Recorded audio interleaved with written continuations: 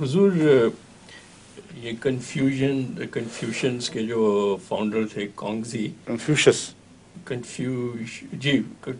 تو جی ان کا نام کنفیوشس نہیں، کنفیوژنس جو ہیں وہ فالوورز ہیں جی، اور کنفیوشس انگریزی میں نام ہے، اصل نام ان کا کانگزی تھا نا. ہاں مگر کنفیوژن تو نہیں کہتے. نہیں کنفیوژن نہیں، کنفیوشنس ٹھیک ہے.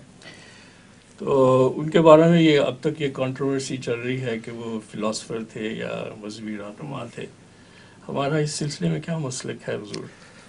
قطعی طور پر مذہبی رہنما تھے، اس میں تو کوئی شک ہی نہیں.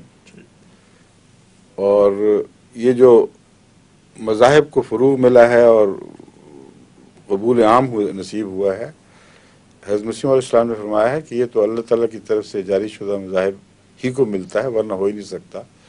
اسی لیے ہندوازم کے آباء و اجداد کو، ان کے بانی و بانی کو بھی ہم خدا کے فرستادہ سمجھتے ہیں. اور پیغام صلی اللہ میں حضرت مسیح علیہ السلام نے کھل کے دلیل پیش کی ہے کہ ناممکن تھا کہ اتنا بڑا قبول عام اتنے بڑے وسیع ملک میں کروڑ ہا کو خدا تعالیٰ یہ توفیق دے دے کہ ان کو مان جائیں، اور ان کے مخالف جو تھے وہ غائب ہو جائیں سارے. یہ الہی تائید کے بغیر ممکن نہیں. مگر عیسائیت میں بھی یہی ہوا، لیکن بعد میں بگڑ گئے وہ. تو یہ کہنا کہ ہندو مشرک ہو گئے یہ کوئی دلیل نہیں ہے. عیسائی بھی تو عملاً مشرک ہو گئے. اس لیے مذاہب کا بگڑنا اور مسلک ہے، لیکن خدا کا تائید کا وعدہ جو سچوں سے ہوتا ہے وہ قطع نظر اس کے کہ لوگ بگڑتے ہیں کہ نہیں، وہ آخر غلبے تک چلتا ہے. سمجھ گئے؟ تو حضرت کنفیوشس کا بھی یہی معاملہ تھا. ان کے ماننے والوں نے آہستہ آہستہ اس کو فلسفہ بنا دیا، مگر ان کے اندر الہی سچائی کی اتنی تفصیل سے علامتیں موجود ہیں کہ شاید ہی کسی اور مذہب کے بانی کے اندر قرآن کریم سے ایسی مماثلتیں ملتی ہوں. حضرت کنفیوشس کی تعلیم اتنی قرآن سے مطابقت رکھتی ہے کہ عقل دنگ رہ جاتی ہے. اسی لیے موزے تنگ نے جب کنفیوشس کی تعلیم کو کوٹ کیا تو کئی لکھنے والوں نے یہ کہنا شروع کر دیا کہ موزے تنگ بیچ میں سے مسلمان تھا، اور دراصل وہ قرآن کا اس نے مطالعہ کیا تھا. وہ بیچ میں سے کنفیوشس کا ماننے والا بھی نہیں تھا، کچھ بھی نہیں تھا.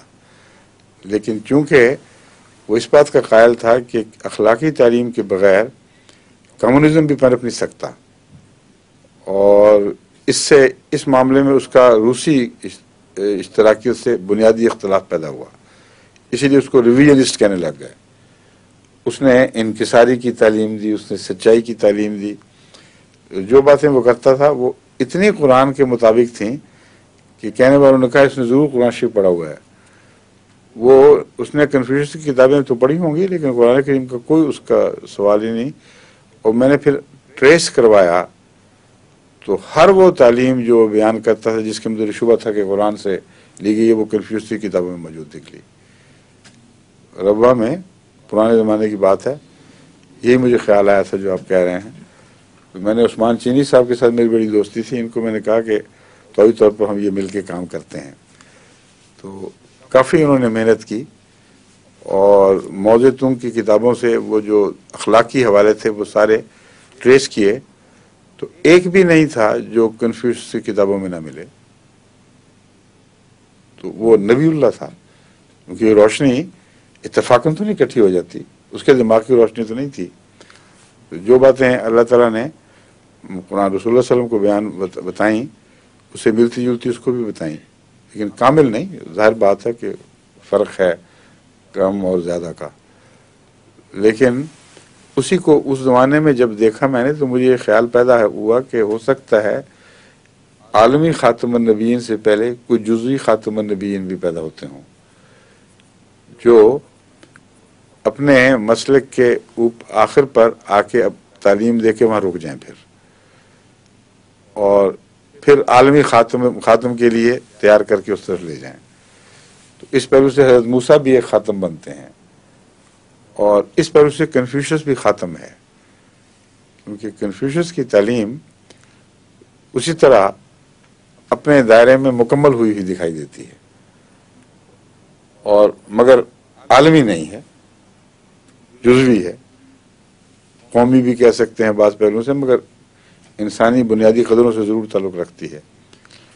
تو اس لیے وہ خاتم جو تمام جہان کے لیے نعمت تھا اور رحمت تھا، اور تمام جہان کے لیے انی رسول اللہ علیکم جمیعا، اس خاتم کی تیاری میں یہ خاتم پیدا ہوا۔ میرے ذہن میں یہ بات ہے، یہ مطلب نہیں کہ نعوذ باللہ من ذالک رسول اللہ صلی اللہ علیہ وسلم کے شریک خاتم ہیں، اپنے اپنے دائرے میں جب ان کا مذہب ارتقا کر کے ایک جگہ پہنچا ہے تو ایک چھوٹا سا پھل خاتمیت کا وہاں لگ گیا، اور یہ سب جو تھے وہ تیار ہو گئے آخری خاتم کو قبول کرنے کے لیے۔ تو کنفیوشس بڑے مرتبے کے نبی تھے، معمولی نبی نہیں تھے۔